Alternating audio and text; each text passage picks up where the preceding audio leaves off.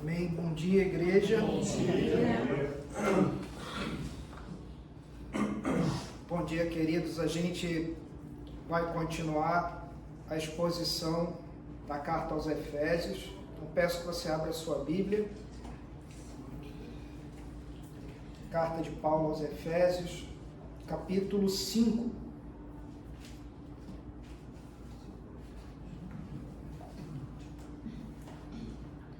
Efésios, capítulo 5.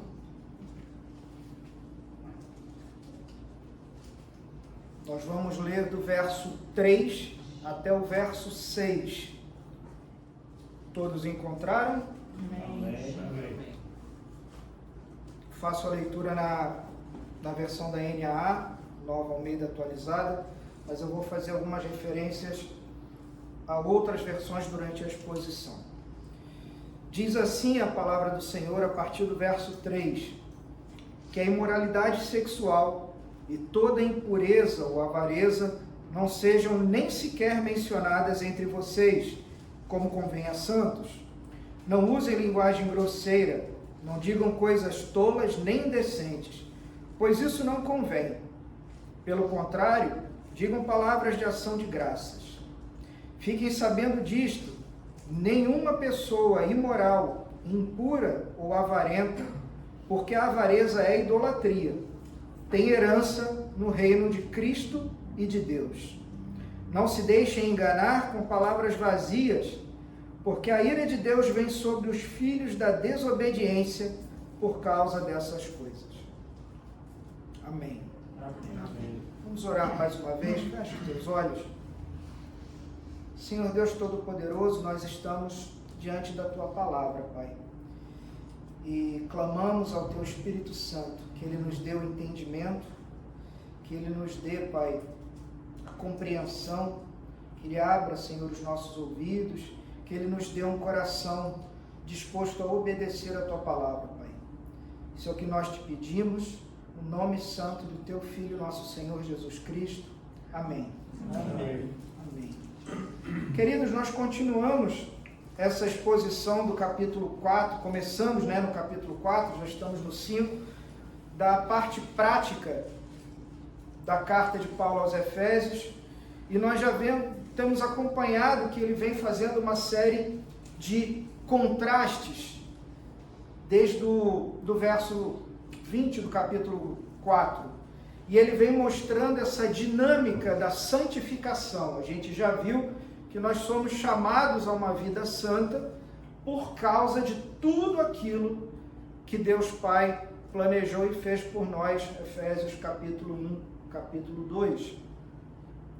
Então, todos os dias, como Paulo já tinha nos explicado, a gente precisa se livrar daquela velha natureza, se despir daquela velha roupa, do pecado, do velho homem, e nós temos que nos renovar através dos meios de graça.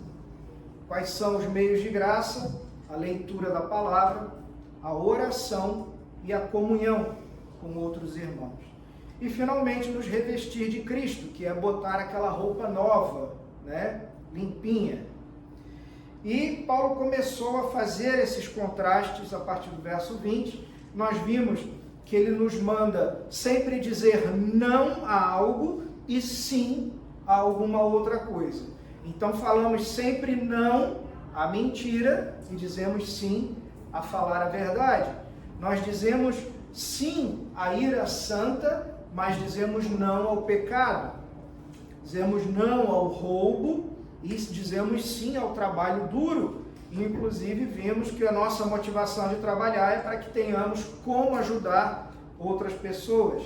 E dizemos não à palavra suja, à palavra torpe, e sim àquela palavra que edifica.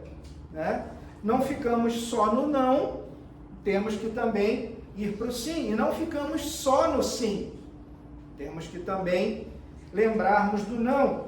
Se ficarmos só no não, somos legalistas, farisaicos. Se ficamos só no sim, ficamos naquela de que tudo é uma festa, de que Deus é amor, e nos esquecemos que temos os nossos nãos, temos os nossos mandamentos, que falam não a uma série de coisas. Devemos dar o exemplo, devemos viver de maneira digna do nosso chamado, e nós fazemos isso para que as pessoas não definam o cristão só do ponto de vista negativo. É interessante você perguntar, defina para mim um cristão, principalmente um cristão evangélico. Normalmente as pessoas vão dizer, o cristão evangélico é aquele que não faz isso, não faz aquilo, não, ele não pode ir a isso, ele não pode escutar isso, não pode... E somos sempre definidos de forma negativa.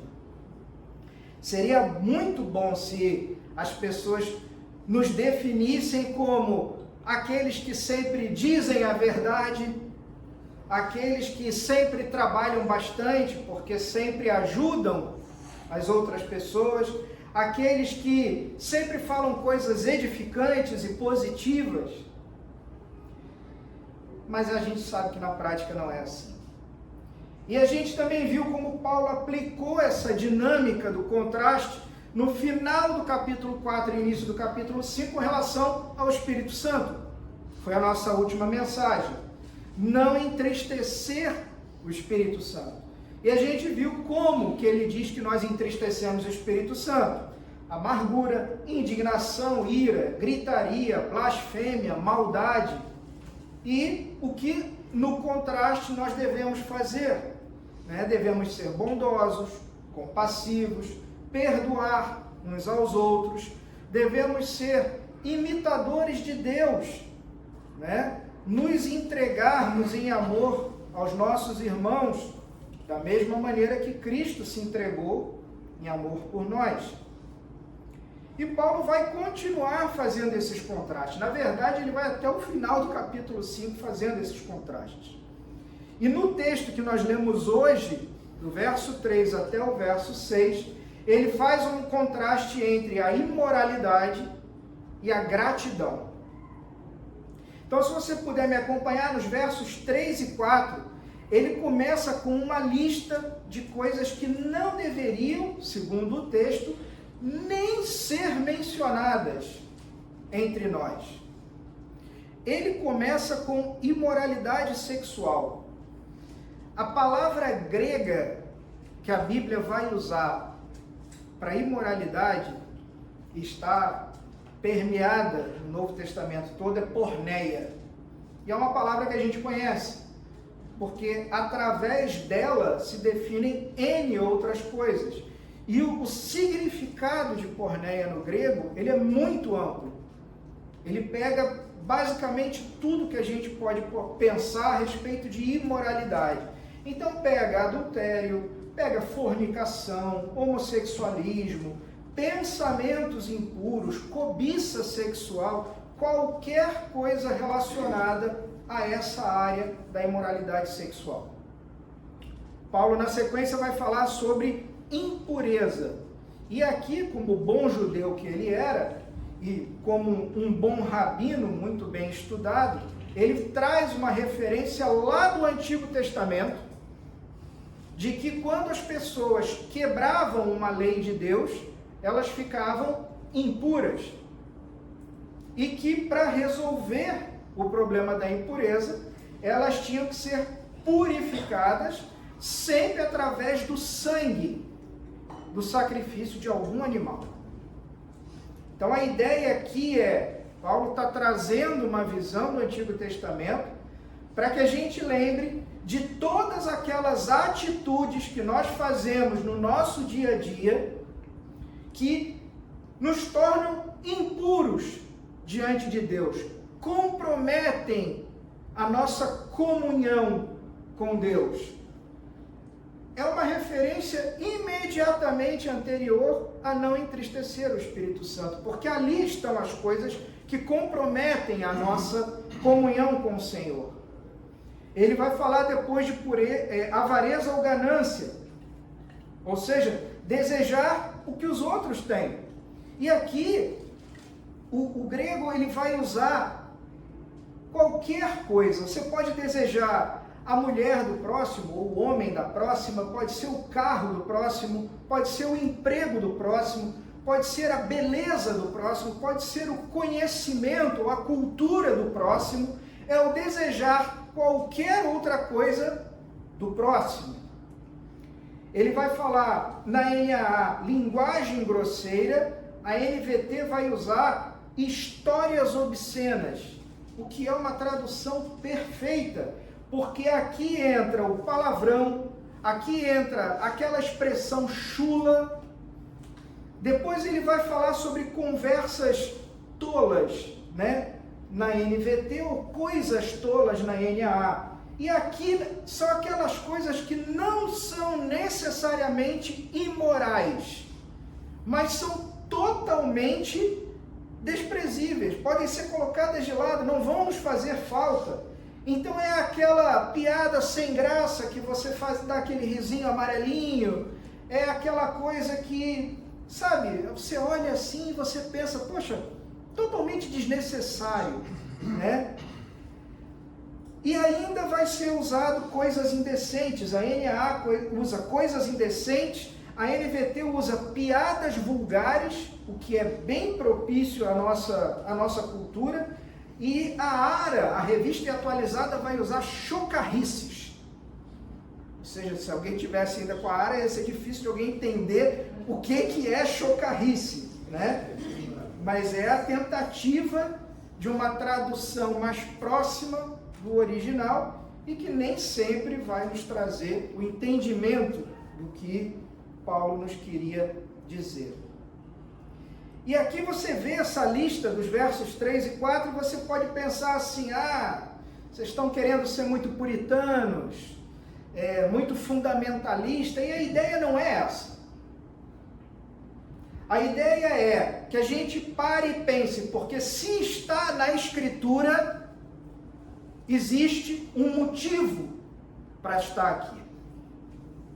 A gente pode buscar esses motivos, e o primeiro motivo, o próprio apóstolo Paulo já nos fala no verso 3, como convém a santos. Ou seja, ali de cara ele já dá a primeira dica para nós. Já vimos isso em outras pregações. Santos, não somos perfeitos. Santos, no grego, o santo é aquele que é separado. E nós já vimos, somos separados do quê? Somos separados do mundo. Deus nos separou, nos tirou do mundo para sermos o seu povo. E também, quando Ele nos tira do mundo para sermos o seu povo, Ele começa em nós um processo de santificação. Um processo que é iniciado por Ele, onde nós temos o auxílio do Espírito Santo, mas que a outra metade depende do nosso esforço. Então, não convém, como está no verso 4, para aqueles que foram eleitos por Deus, e aí nós retornamos ao capítulo 1 de Efésios, fomos chamados pelo Espírito Santo, aqueles por quem o Senhor Jesus morreu, aqueles que têm o Espírito Santo morando dentro de cada um de nós, aqueles que conhecem a palavra de Deus, aqueles que conhecem as ameaças de Deus, não convém a uma pessoa dessas fazer esse tipo de coisa, coisas que são contra o caráter do Senhor. E as pessoas com certeza vão falar assim, Rodrigo, não seja tão radical, né? Por favor, hoje em dia, todo mundo faz isso. E aí eu tenho que lembrar o que eu aprendi da minha mãe e o que eu ensinei aos meus filhos, de que você não é filho de todo mundo. Da mesma forma, Deus veio virar para nós e falar, querido, você não é filho de todo mundo, você é filho do Criador de todas as coisas. Você foi separado do mundo para viver uma vida digna do meu chamado. Nós somos povo de Deus. Às vezes as pessoas ficam imaginando que a estratégia, e eu coloco estratégia entre aspas porque eu odeio essa palavra, Cada vez que nós nos reunimos e alguém fala, porque a estratégia, eu sempre lembro, a nossa estratégia é a pregação do Evangelho, é a única estratégia que temos. Eu e Beto começamos a ler um livro do Tim Keller, Igreja Centrada, onde ele começa de cara já falando que a única estratégia de crescimento de uma igreja é a pregação fiel do Evangelho. Mas as pessoas acham que a estratégia para nós ganharmos o mundo é nós falarmos como o mundo fala, nós nos vestirmos como o mundo se veste, nós nos divertirmos como o mundo se diverte. E a gente viva como o mundo vive. E a gente acha que isso vai estabelecer algum tipo de ponte, de conexão, de ligação entre a igreja e o mundo. A história da igreja, e nós temos 2000 anos de história, nos mostra que é exatamente o contrário. Que todas as vezes onde a igreja fez essas pontes, não foi o mundo que veio para a igreja, infelizmente foi a igreja que foi para o mundo. A igreja, queridos, ela é contracultural. A igreja sempre foi e sempre vai continuar sendo contra a cultura. Ela não vai com a maioria. O que então a gente faz em contraste a isso que a gente viu? E aqui Paulo nos dá uma declaração que é, no mínimo, uma declaração surpreendente. Se você parou e leu esse texto com cuidado, você vai ver que ele começa a falar sobre a imoralidade sexual, e aí ele diz que o antídoto para isso, você vai imaginar santidade, oração, joelho no chão, e ele diz não. O antídoto se chama ações de graça. Finalzinho do verso 4, a NA vai colocar, pelo contrário, digam palavras de ação de graças.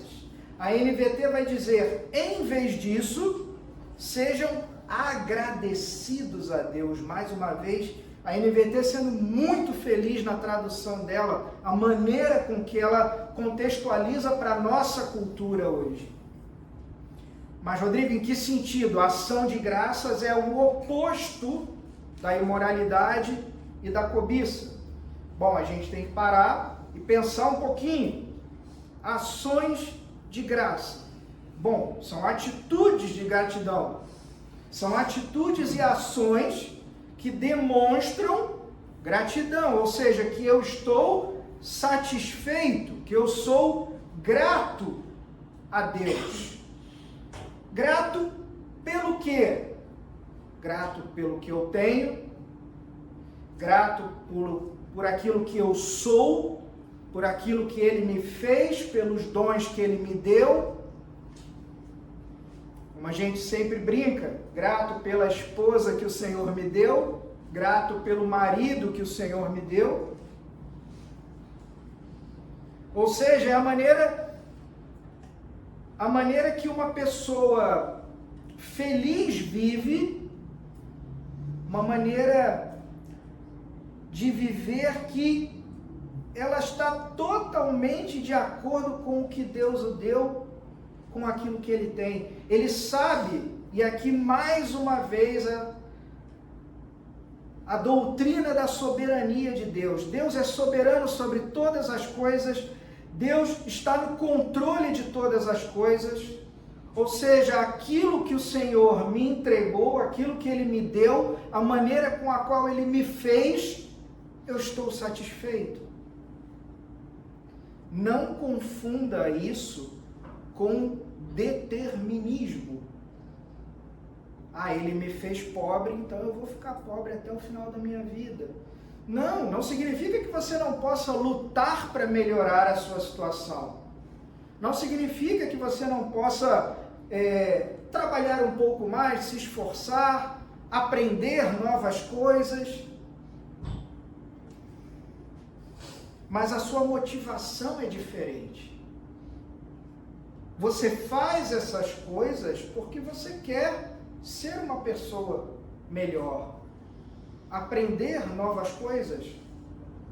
Você não faz isso porque você diz, eu não aceito a maneira com que Deus me fez, eu não aceito o que Ele me deu. Você consegue perceber as diferenças? Elas são sutis nesse caso. Mas é uma motivação diferente. É nesse sentido que a gratidão, ela é o oposto da imoralidade. Porque se você é grato ao Senhor, se você é feliz com o que o Senhor te deu, você não vai procurar se satisfazer através de infidelidade ou imoralidade. Agora, quais são os motivos que Paulo vai nos dar para que nós façamos isso? Um a gente já viu. Está lá no verso 3, somos santos, somos separados. A segunda razão que Paulo vai nos dar está no verso 5. A NVT coloca dessa maneira o verso 5. Podem estar certos de que nenhum imoral, impuro ou ganancioso, que é idólatra, herdará o reino de Cristo e de Deus. Ou seja, a segunda razão, queridos, é porque Cristo já reina. É verdade que o reino de Cristo na sua totalidade só vai acontecer no futuro. Nós ainda aguardamos a vinda do Senhor Jesus, nós aguardamos quando Ele ainda vai inaugurar esse período de novos céus e nova terra, e essa é a nossa esperança. Mas Cristo já reina. Se você já passou e já leu o Evangelho, você já deve ter percebido, no finalzinho de Mateus, que o Senhor Jesus fala: todas as coisas me foram dadas nos céus e na terra. Ou seja, Ele já recebeu do Pai, na sua ressurreição, o controle total sobre todas as coisas. Ele já está sentado à direita de Deus, Ele já tem todo o poder no céu e na terra, e Ele já está executando o plano dele nesse mundo. E nós já participamos, nós já somos herdeiros desse reino. Nós estamos no mundo, e Ele pediu que nós não fôssemos tirados do mundo, mas nós não pertencemos a esse mundo. Somos cidadãos de um reino celestial. Somos, como várias músicas nos falam, somos peregrinos aqui. Essa não é a nossa casa. Nós já experimentamos aqui, por isso que nós falamos desse reino, né? Esse reino é o já e o ainda não. Ele já iniciou esse reino, mas ele ainda não foi completo, ainda não chegou à sua plenitude, mas nós já vivemos, já experimentamos aqui essas virtudes. Ah, Rodrigo, mas que virtudes são essas que a gente já experimenta aqui? Porque nenhuma me vem à cabeça. Vivemos num mundo tão complicado, tão difícil, com tantas dificuldades, com guerra, com um monte de coisas. Não consigo imaginar nada. O que de bom eu já experimento aqui? Mas nós já experimentamos perdão. Perdão divino. O Senhor nos perdoou e nos salvou. Nós já experimentamos um pouco da santificação.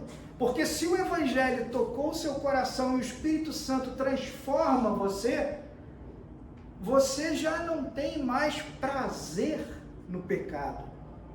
Sim, você peca, mas você é constrangido, você faz aquele negócio e de repente você, puxa vida, falei o que eu não devia, fiz o que eu não devia ter feito. Você imediatamente é constrangido pelo Espírito Santo.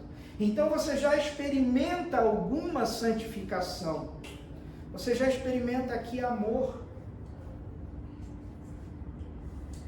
Somos amados pela nossa congregação, pelos nossos irmãos em Cristo. Nós experimentamos paz, tranquilidade. Passamos agora por 2 irmãos queridos nossos, por uma situação de cirurgia, tanto o Johnny quanto o Beto, e a minha experiência conversando com os dois foi encontrar duas pessoas extremamente tranquilas, com uma paz que não tinha explicação. Comunhão com Deus, comunhão com o seu Filho, nós já experimentamos aqui. E Paulo nos explica que determinadas pessoas não vão entrar, não podem entrar no reino de Cristo. E ele lista os imorais, os impuros ou os gananciosos, que são idólatras. A ARA, a Revista e Atualizada, vai usar o termo aqui, nessa lista que começa por imoral, ela usa o termo incontinente. E é muito bom esse termo. Por quê? Incontinente é aquele que não tem domínio. Nesse caso, aquele que não tem domínio próprio. É a pessoa que não tem controle sobre os seus impulsos, sobre os seus pensamentos, sobre o seu desejo de ter aquilo que não lhe pertence. E a gente viu que um dos privilégios de pertencer a Cristo e fazer parte dessa família é ter o Espírito Santo em nós. E se você for até Gálatas 5, você vai ver que o fruto do Espírito é domínio próprio. Ou seja, uma característica daqueles que pertencem ao Senhor é o domínio próprio. Usando de lógica, então, aquele que não tem domínio próprio não pertence a Cristo. Isso não significa, querido, que um cristão verdadeiro não possa errar, não possa pecar, não possa cair. Mas essa tem que ser a exceção. Essa não pode ser a regra. O verdadeiro cristão, quando acontece algo desse tipo, ele vai se arrepender. Ele vai chorar amargamente. É alguém que com certeza vai estar disposto a assumir as consequências do seu erro. Essa semana, logo depois da cirurgia do Beto me mandou uma notícia e eu não tinha visto a notícia de um grande pregador muito famoso nos Estados Unidos, muito famoso, que foi afastado, era o principal pregador de uma igreja no Texas e foi afastado de absolutamente todas as suas funções, parou de receber salário da igreja por causa de uma infidelidade. Algo que ele mesmo foi aos anciãos da igreja e confessou, algo que ele mesmo, por saber que a Bíblia recomenda que seja feito isso, tornou público. E no caso dele, tornar público significa tornar público ao mundo. Alguém que mostra arrependimento, alguém que conhece as Escrituras e sabe que esse é o caminho, alguém que está disposto a assumir as consequências dos seus erros. E conversávamos exatamente sobre isso. Nenhum de nós está livre. Não é porque a pessoa é um pregador, não é porque é famoso, não é porque está na internet. Somos todos pecadores. Nós precisamos da graça de Deus a cada instante da nossa vida. Não somos diferentes de quem está do outro lado do púlpito.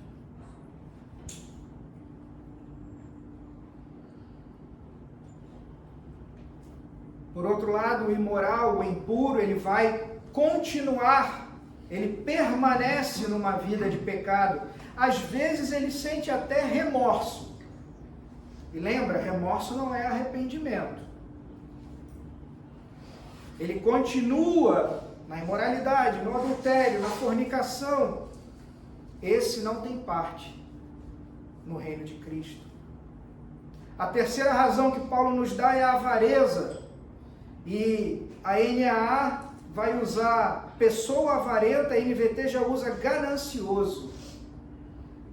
E Paulo diz que o avarento é idólatra. Por quê? Porque a Escritura nos diz que o dinheiro, que as riquezas, eles são considerados como um Deus.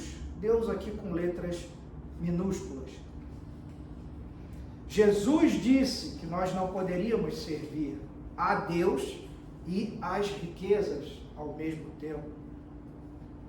O dinheiro aparece na Bíblia em vários aspectos, tanto no Antigo Testamento como no Novo Testamento, como sendo um rival de Deus. Por quê?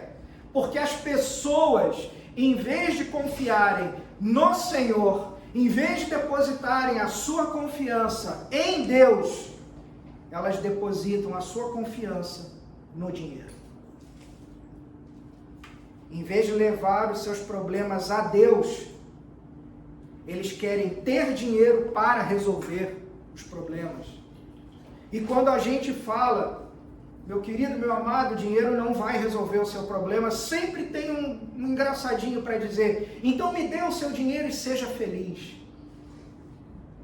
Conheço tantos casos de pessoas com recursos praticamente ilimitados e que não puderam impedir brigas, separações, discórdias, famílias acabadas, morte. O dinheiro não compra ou não salva você da morte. Ah, mas com dinheiro eu tenho recurso a um tratamento. Sim, mas o dia que Deus determinou, a Bíblia fala que nós não podemos acrescentar nenhum segundo às nossas vidas.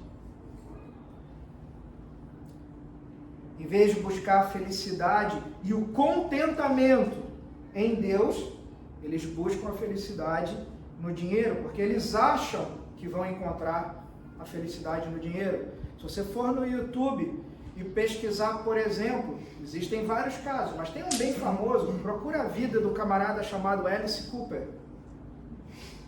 Tem vídeos e testemunhos dele, inclusive legendados no YouTube, ele contar quem ele era, a vida dele na igreja, quando ele era pequeno, o sucesso que ele fez, todo o dinheiro que ele tinha disponível a ele. E agora, com quase 80 anos, que ele voltou ao Evangelho. Se fosse assim, querido, nós não veríamos tantos suicídios de pessoas com tantos recursos, nós não veríamos tantas dessas pessoas morrendo tão jovens, entregues aos vícios. Por isso o avarento é idólatra, ele se curva diante do dinheiro, como se o dinheiro fosse um tipo de Deus. Então, querido, se essa é a sua atitude, se você diz ser cristão, mas a sua vida gira em torno do dinheiro, se você espera encontrar no dinheiro a felicidade, seja para resolver seus problemas, seja para realizar desejos, seja para se sentir seguro, como eu escuto isso? Querido, você é um idólatra. De novo, eu não estou dizendo que nós não precisamos do dinheiro, eu não estou dizendo que ter dinheiro é ruim. Eu não estou dizendo que eu não gosto do dinheiro. Ter dinheiro é bom. Desfrutar de boas coisas é bom. Poder ter a minha casa, poder ter o meu carro para me deslocar, nada disso é ruim. O problema, como nós já dissemos antes, é a motivação. Como meu sogro gostava de dizer para mim, é você olhar para o dinheiro todos os dias e você dizer a ele, quem manda em quem? O dinheiro é um excelente escravo, um péssimo patrão. Eu não falo desses que... Eu não falo de que a gente não precise do dinheiro, eu falo daquelas pessoas que estão fazendo do dinheiro a sua fonte de confiança, a sua fonte de esperança. Paulo está dizendo que o avarento, aquele que ama o dinheiro a ponto de fazer do dinheiro um ídolo, ele também não tem parte no reino de Cristo. E se você quer uma razão, ou mais uma razão, para abandonar a cobiça, a avareza, a imoralidade, e viver uma vida de gratidão a Deus por aquilo que você tem aqui mais uma razão e um motivo: fazer parte do reino de Cristo. Quem não tem controle, quem não tem domínio próprio, seja na área sexual, seja na área do dinheiro, esse não tem parte no reino do Senhor. E a última razão que Paulo coloca, está no verso 6, é a ira de Deus. E aqui vem um fato assustador para os nossos dias. Pastores, igrejas, não têm mais pregado sobre o inferno, sobre castigo, sobre a ira do Senhor. Falar sobre a ira de Deus virou um discurso politicamente incorreto, inclusive com vários pastores dizendo que o inferno não existe, que no final de todas as coisas, todas as pessoas serão salvas e irão para o céu, inclusive Satanás. Muitos que falam que a Bíblia precisa ser atualizada. Porém, Paulo aí no verso 6 vai dizer para mim: não se deixem enganar com palavras vazias, porque a ira de Deus vem sobre os filhos da desobediência por causa dessas coisas. Existe um engano presente na história da igreja há muito tempo, que faz com que as pessoas confundam o rol de membros da igreja com o livro da vida. O pessoal acha que porque está na igreja ou frequenta a instituição igreja, ou aqueles que também acham, eu fui batizado, fiz uma profissão de fé, elas podem continuar com os seus pecados de estimação e que não sofrerão as consequências desses pecados. E as tentativas de justificativa são as mais variadas. São as muletas que nós usamos, né? Tem coisa do tipo, eu fui eleito pelo Senhor.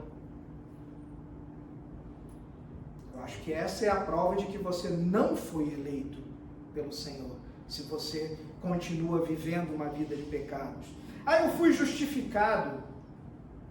Deus é amor. No fim, tudo vai dar certo.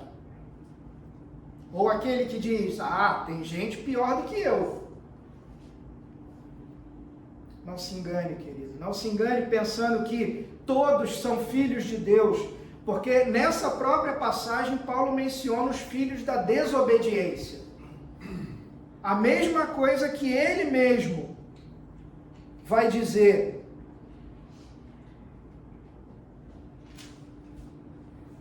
No capítulo 2, quando nós somos trazidos do pecado para a graça, que todos nós um dia fomos filhos da desobediência, entre eles também todos nós andamos no passado, segundo as inclinações da nossa carne.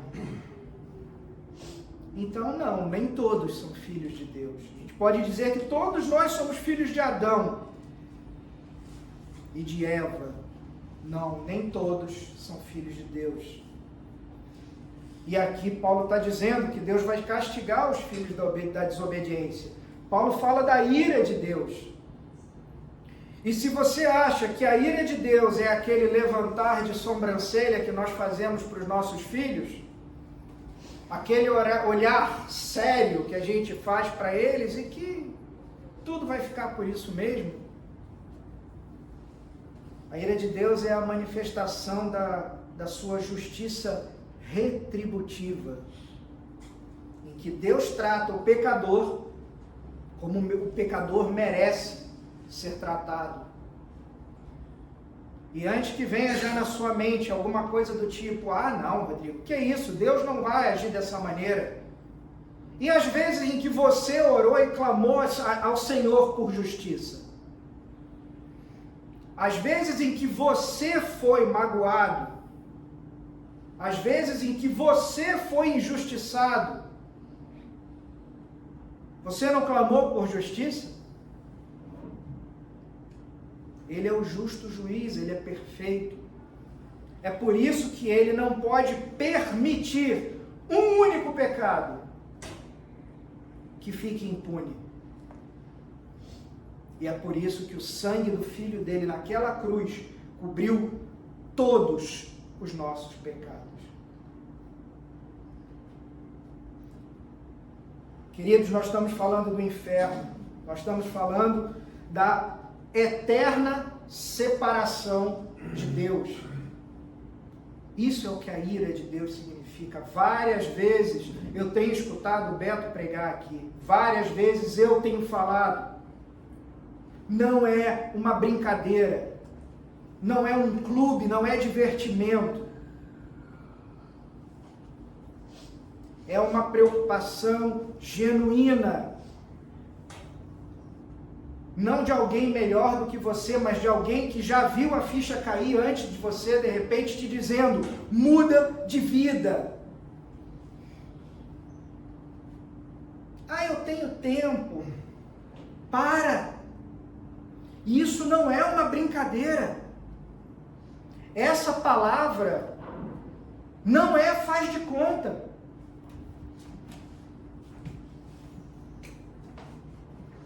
Ah, Rodrigo, mas isso vai acontecer lá na frente, eu tenho tempo ainda. Paulo está dizendo aqui nessa palavra que a ira vem sobre o pecador impenitente agora. Aqueles que vivem dessa maneira, aqui agora, aqueles que permanecem no erro, já começam a sentir o efeito dessas coisas. E quem Paulo está condenando aqui são as pessoas cuja vida é marcada pela constância do pecado, pela constância do negar a Deus, negar as suas leis, negar os seus mandamentos, negar a sua existência. É importante fazer uma distinção entre o crente que às vezes comete um erro como esses e aquele que vive na prática de erros como esse. Citei agora o caso desse pastor. Querido, é bem provável que esse homem nunca mais suba num púlpito na sua vida. E essa é a consequência do erro dele. E ele vai ter que assumir essa consequência.